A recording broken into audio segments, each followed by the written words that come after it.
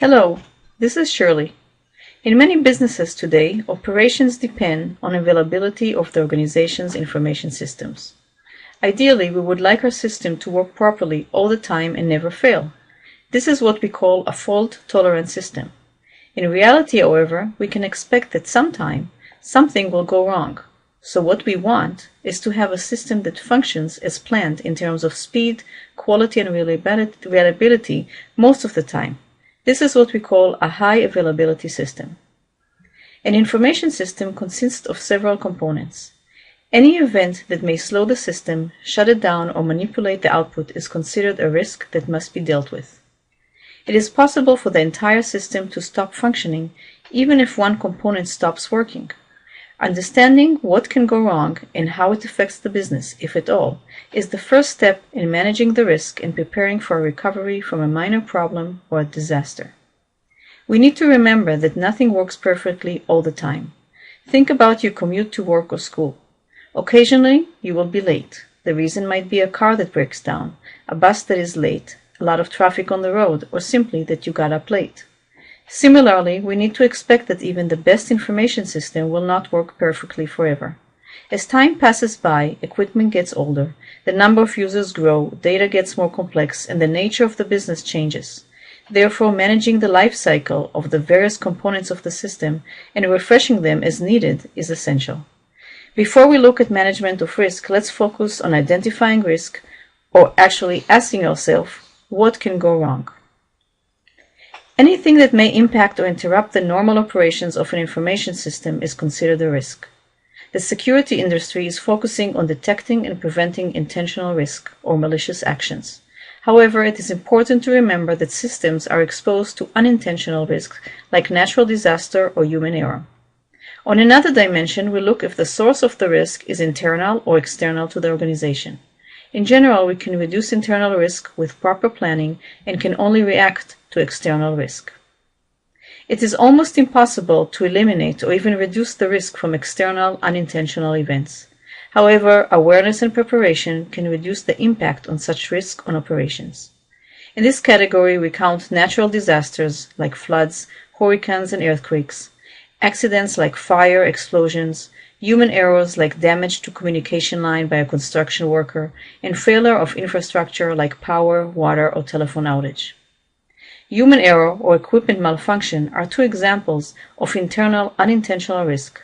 The risk of human errors can be reduced by redesigning processes, training, and the introduction of checks and balances. Equipment failure, on the other hand, cannot be prevented. However, companies can minimize the impact of such failure with proper management of capacity, life cycle management of equipment, backup units, and redundancy. Things become a little more complicated when you examine internal intentional risk. This is the risk of a disgruntled employee, contractor, or someone else with access to a system trying to stop it from working, corrupt or steal data, damage equipment, and so on.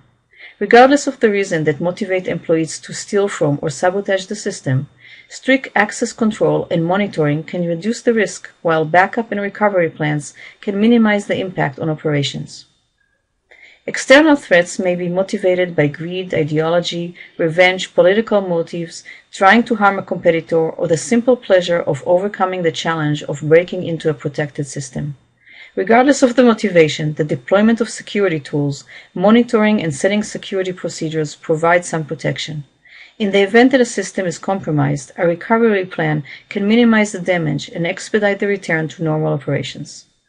So, what can be done about these threats? In the big picture, we need to consider each threat, eliminate or reduce it if possible, and be able to identify a problem and react when it occurs. The first step is physical protection. Limited access to company resources reduces the risk of theft and sabotage. Data can be stolen and software can be altered from a remote location. Therefore, logical protection needs to be in place.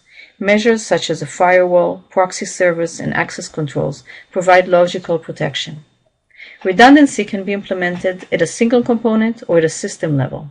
For example, at a component level, installing two power suppliers in one computer or installing a secondary connection to a network increases availability.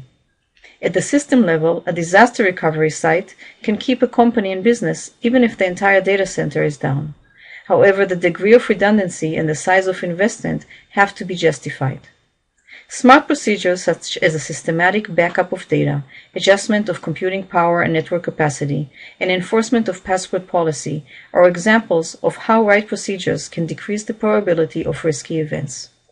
Last but not least is monitoring of the system. For example, a slow response time might indicate a network problem, a capacity problem, or a denial of service attack. Unusual volume on the network might indicate hacker penetration or data theft.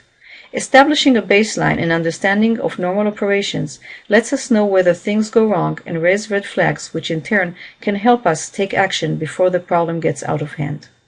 To summarize, every information system is exposed to internal and external risks, either intentional or unintentional.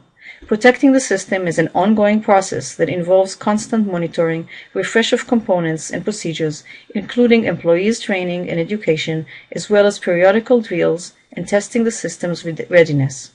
This is the perpetual return to the questions: what can go wrong, how can we prevent the incident, and what is the response if the incident occurs? Thank you.